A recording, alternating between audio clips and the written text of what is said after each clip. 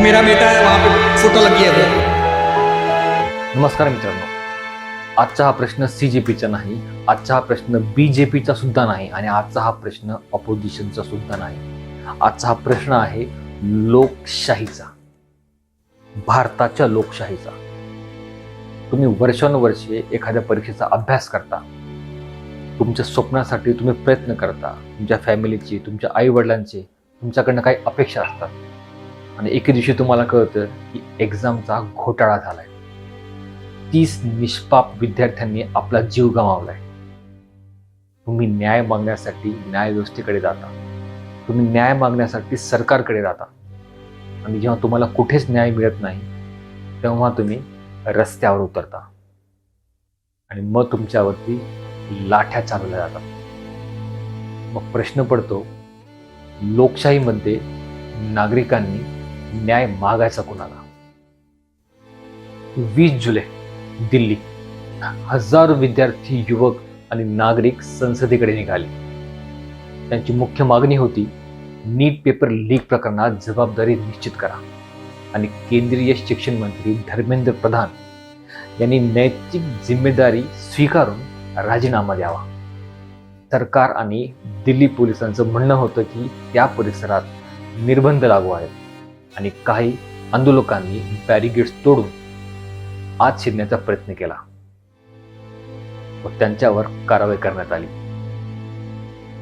पण सोशल मीडियावर आलेल्या अनेक व्हिडिओमध्ये काही विद्यार्थी पोलिसांसमोर हात जोडत आहेत, गोंधळात मार खाताना आणि धावपळ होताना दिसत आहे. त्या व्हिडिओवरून एक्सेसिव्ह फोर्सेस वापरल्या गेलेल्या आहेत असा आरोप केला जात आहे.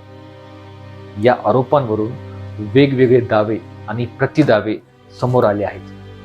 भारतीय संविधानाने प्रत्येक नागरिकाला कलम 19(1)(अ) अंतर्गत अभिव्यक्ती स्वातंत्र्य दिलं आहे.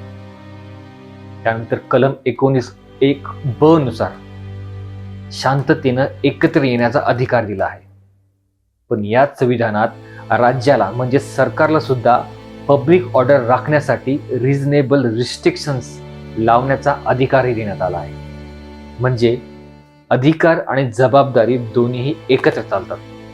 पण एक प्रश्न विचारतो, जर एखादा विद्यार्थी हात जोडून उभा असेल आणि तो विनंती करत असेल तर त्याच्याशी कसं वागलं पाहिजे?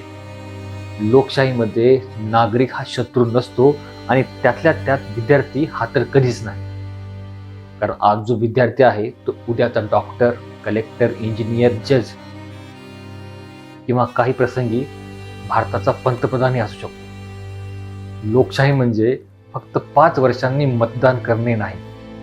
लोकशाही म्हणजे सरकारला प्रश्न विचारण्याचा अधिकार आहे. लोकशाही म्हणजे उत्तरदायित्व. लोकशाही म्हणजे मतभेद असूनही संवाद. जर नागरिक प्रश्न विचारणार नाहीत तर लोकशाही जगेल कशी? पण इथे एक गोष्ट स्पष्ट सांगतो, प्रत्येक पोलीस अधिकारी हा चुकीचा असेलच असे नाही, प्रत्येक आंदोलनकारी हा बरोबर असेलच असंही नाही. जर कोणी हिंसा केली असेल, सार्वजनिक मालमत्तेचं नुकसान केलं असेल तर त्यावर कठोर कारवाई झालीच पाहिजे. कारण रूल ऑफ लॉ हा लोकशाहीचा पाया आहे. एका मजबूत राष्ट्राची ओळख सरकार किती शक्तिशाली आहे यावर होत नाही मित्रांनो, तर सरकार टीका किती शांतपणे ऐकू शकते यावर होते. विद्यार्थी देशाचे भविष्य आहेत. त्यांच्या आवाजाला जर देशद्रोह समजलो तर लोकतंत्राची किंमत उरणार नाही. आणि जर नागरिकांचा लोकतंत्रावरून विश्वास उडाला तर आपल्या शेजारच्या देशांमध्ये घडलेल्या घटना आपल्या देशात घडणार नाही याची काय शाश्वती? मी कोणत्याही पक्षाचा किंवा कोणत्याही पार्टीचा समर्थक नाही आहे. मी एक भारतीय नागरिक आहे जो संविधानाच्या मूल्याला मानणार आहे. आणि मला वाटतं या देशातल्या तमाम सुशिक्षित प्रत्येक नागरिक हा आपल्या संविधानाला चांगलं जाणतो, चांगलं मानतो. आज जर विद्यार्थ्यांच्या अधिकारासाठी आवाज उठवला नाही तर उद्या कदाचित आपल्या अधिकारासाठी बोलणारा कोणीच उरणार नाही. लोकशाही वाचवायची असेल तर सरकारालाही संविधानाच्या चौकटीत राहून काम करावं लागेल आणि आंदोलनही संविधानाच्या चौकटीतच झालं पाहिजे. कारण लोकशाहीची खरी ताकद लाठीत नाही तर संविधानात आहे. त्या संविधानाने दिलेल्या मूल्यात आहे.